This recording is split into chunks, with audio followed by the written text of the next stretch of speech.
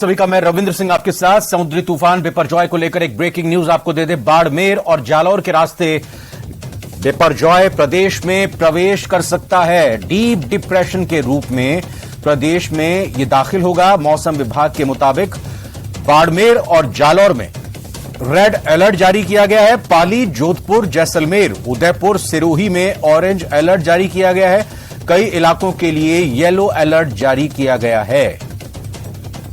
तो बिपरजॉय को लेकर बड़ी खबर आपको बता दें कि बाड़मेर और जालौर के रास्ते ये बिपरजॉय प्रवेश कर सकता है। और अपडेट ये है कि जो पहले कहा जा रहा था कि शाम को ये एंटर करेगा, लेकिन अब इसके वक्त में तब्दीली हुई है। रात के वक्त बताया जा रहा है कि रात तक ये राजस्थान के अंदर प्रवेश कर जाएगा। और इसके साथ ही साथ मौसम विभाग के मुताबिक जो अलर्ट जारी होते हैं उनके तहत बाड़मेर और जालौर में रेड अलर्ट जारी हुआ है। पाली, जोधपुर, जैसलमेर, उदयपुर, सिरोही में ऑरेंज अलर्ट जारी हुआ है। कई इलाकों में येलो अलर्ट जारी किया गया है। ये आप बिपरजॉय का मंजर उस वक्त का देख रहे हैं जब ये गुजरात से होकर गुजरा है, कैसे नुकसान इसने पहुंचाया है। तो बिपरजॉय का वार जोधपुर है तैयार। जी हां, बिपरजॉय से बचाव के लिए जोधपुर सतर्क है। अधिकारियों की बैठक में तैयारियों की समीक्षा की गई। बैठक में जिला कलेक्टर ने जरूरी दिशा निर्देश दिए हैं, कैसे निपटा जाना है बिपरजॉय को लेकर, और जब जरूरत पड़ेगी तो किस तरह से रेस्क्यू ऑपरेशन चलाना है, लोगों को राहत पहुंचानी है, नुकसान को कम से कम करना है। इन्हीं तमाम चीजों को लेकर ब्रीफिंग हो रही है। लगातार बैठकों का दौर चल रहा है। निर्देश दिए जा रहे हैं। शैक्षणिक संस्थाएं यानी जो इंस्टीट्यूशंस होते हैं, स्कूल, कॉलेज, इसके अलावा जिम, समर कैंप्स बंद रखने के निर्देश दिए गए हैं। आदेशों की अवहेलना करने पर कार्रवाई होगी, क्योंकि बेवजह किसी की आवाजाही ना रहे जब तक ये बिपरजॉय पूरी तरह से नहीं गुजर जाता। इस लिहाज से प्रशासन ने एहतियातन ये आदेश जारी कर दिए हैं, क्योंकि स्कूल कॉलेजों में बच्चों को, छात्रों को नुकसान हो सकता है अगर स्कूल खुले रहेंगे। तो दूसरी तरफ जो समर कैंप्स चलते हैं, छुट्टियों के दौरान बच्चे जाते हैं, इनमें शामिल होते हैं, उस लिहाज से ये भी जरूरी हो जाता है कि शाम के वक्त में किसी तरह की बच्चों की मूवमेंट ना हो। लोगों को भी हिदायत लगातार दी जा रही है कि आप अपने घर पे ही रहिए, क्योंकि जब बिपरजॉय आएगा तो विनाश अपने साथ लेकर आएगा। घर पर सुरक्षित रहिएगा, वो आपके लिए बेहतर होगा। इसके साथ ही साथ आपको यह भी बता दें कि बीकानेर में भी बिपरजॉय का असर देखने को मिलेगा। दोपहर बाद से वहां पर बारिश का दौर शुरू हो चुका है, यानी जो बिपरजॉय के आगमन से पहले एक तरह से कहें कि बीकानेर में बारिश का दौर शुरू हो चुका है। बारिश के चलते सड़कों पर पानी भर आया है। मौसम विभाग ने 2 दिन तक बारिश की संभावना जताई है। तो बिपरजॉय के राजस्थान में एंटर करने से पहले इसका प्री असर देखने को मिल रहा है, क्योंकि जब बिपरजॉय एंटर करता है या इस तरह का कोई तूफान एंटर करता है तेज गति के साथ, उससे पहले बारिश होती है, तेज हवाएं आती है। तो इस लिहाज से बीकानेर में इसका असर देखना भी शुरू हो चुका है, असर भी दिखना शुरू हो चुका है।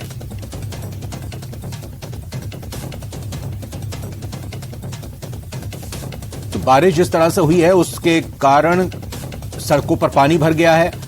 बीकानेर की अगर हम बात करें, और सड़कों पर पानी भरने के साथ लोगों को थोड़ी दिक्कत भी हो रही है, लेकिन अभी बिपरजॉय का इंतजार है, या यूं कहें कि बिपरजॉय आ रहा है। और इस बिपरजॉय से निपटने को लेकर जहां प्रशासन पूरी तरह से कमर कस चुका है, वहीं स्थानीय लोगों को भी, आप सबको भी, हम सबको भी ध्यान रखने की जरूरत है, क्योंकि प्रशासन अपने लिहाज से, अपने तरीके से पूरा काम कर रहा है और हमको लगातार अलर्ट कर रहा है। और हम भी आपको ये खबरें पहुंचा रहे हैं कि किसी भी तरह से जरूरी काम कोई भी हो, इस दौरान जब बिपरजॉय की आमद की बात कही जा रही है, उस दौरान आप घर से बाहर ना निकलें।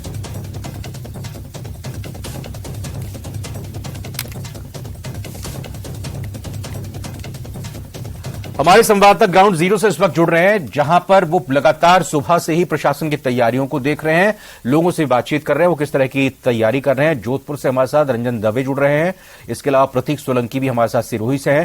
पहले आपका मैं रुख करता हूं रंजन दवे, ये बताइए कि किस तरह की प्रशासन ने तैयारी की है, और जो लोगों से कहा है कि आप घर पर ही रहिएगा, उसको कितना सीरियसली लोगों ने लिया है। जी रविंद्र, जिस तरीके से आपने अभी जो जानकारी दी उसके तहत निश्चित तौर पर विपर्जॉय की जो दस्तक है वो मारवाड़ को छू चुकी है, या उसका जो असर है वो कहीं न कहीं एक बार बारिश के रूप में जो है देखने को मिला है। मेरे साथी सहयोगी समीर खान कैमरामैन से कहूंगा कि एक बार कैमरा पैन करके जो स्थिति है वो दिखाए। जोधपुर में हालांकि अभी हवा की अगर बात करूं तो पूरी तरीके से हवा रुकी हुई है। कुछ देर पहले यहाँ बारिश हुई है। अलग अलग हिस्सों से जो जानकारी मेरे पास इनपुट्स के रूप में आया है उसके तहत जोधपुर का कुड़ी क्षेत्र की बात करूं, चाहे भीतरी शहर की बात करूं, और उसके अलावा जो ग्रामीण बेल्ट की बात करूं तो वहां लगातार जो है बारिश का जो सिलसिला है वो लगातार जारी है। कहीं रुक रुक कर, कहीं तेज तो कहीं मध्यम स्तर पर बारिश होने के समाचार लगातार मिल रहे हैं। इसके अलावा मौसम विभाग ने भी चेतावनी जारी की है, और मौसम विभाग की अगर बात मानी जाए तो 30 से 40 किलोमीटर प्रति किलोमीटर के हिसाब से जो उन्होंने तेज हवाएं चलने की जो एडवाइजरी जारी की है,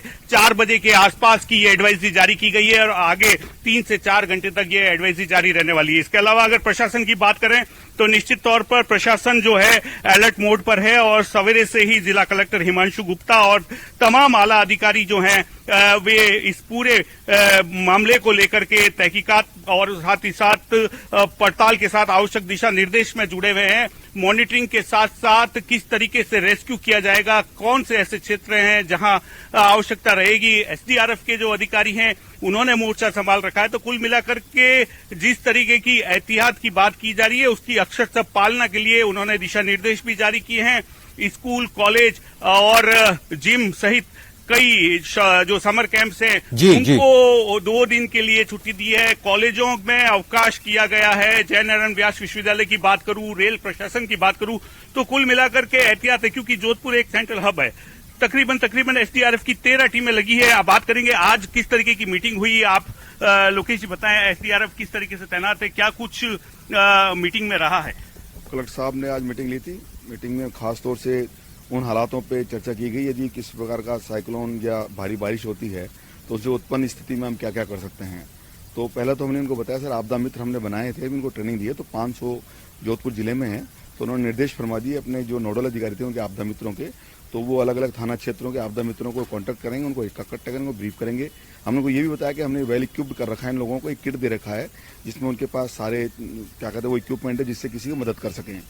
दूसरा, यदि किसी प्रकार कहीं से रेस्क्यू करना पड़े तो कहीं पे उनको शेल्टर देने की आवश्यकता पड़ेगी।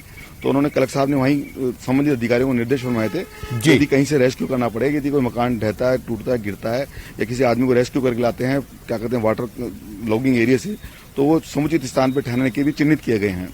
ये 2 बिंदु। इसके अलावा और हमें जो निर्देश दिए गए एसडीआरएफ को क्या क्या कार्य करने चाहिए वो हमने उच्च अधिकारी को हमने अवगत करा दिए हमारे, उनकी पालना हम कर रहे हैं। लोकेश जी देखिए, जोधपुर की अगर बात करें तो विशेष तौर पर ग्रामीण जो क्षेत्र है वहां पर भी कई बार ऐसी समस्याएं आती है जिसको कंट्रोल करने के लिए एक्स्ट्रा एफर्ट्स की जरूरत पड़ती है। शहर की बात करें, शहर की संरचना अलग तरह की है, ग्रामीण संरचना अलग तरह की है।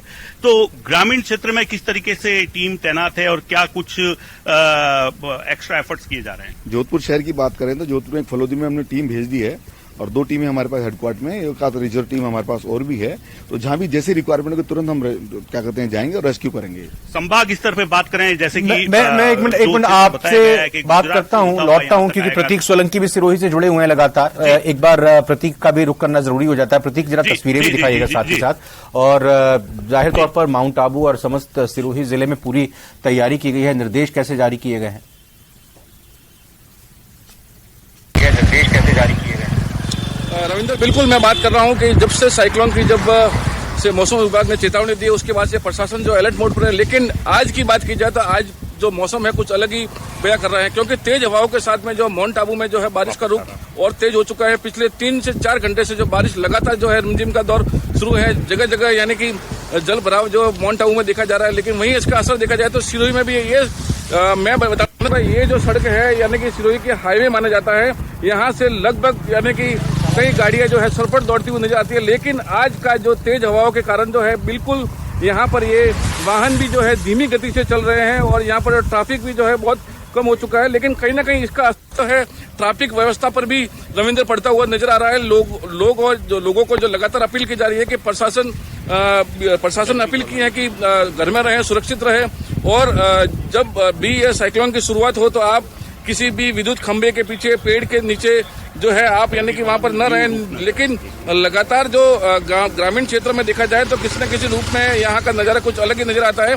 लेकिन आज बात कर रहे हैं, ये पीछे बताना चाहूंगा कि किस प्रकार यहाँ पर जो है मौसम जो अलग ही कुछ दास्ता बता रहा है। लेकिन कहीं ना कहीं देखा जाए तो मौसम जैसा ही बदला हुआ था, मौसम में ठंडक भी घुल गई है। लेकिन कहीं ना कहीं रविंदर अगर बात की जाए तो माउंट आबू और रेवदर आबू रोड में जो है साइक्लोन की एंट्री जो यहाँ से होगी, क्योंकि सबसे पहले साइक्लोन मौसम विभाग के अनुसार जो है सांचौर से एंटर करेगा और यहाँ पर जो गुजरात के तटीय इलाके और सरहद पर जो है रेवदर और मंडार में यहाँ पर एंटर करेगा, तो वहां पर जो इसका असर खासा साफ तौर से देखने को मिल रहा है। अभी भी तेज हवाएं का दौर जो है शुरू है, लोगों से लगातार अपील की जा रही है, बूंदाबांदी जो है लगातार शुरू है।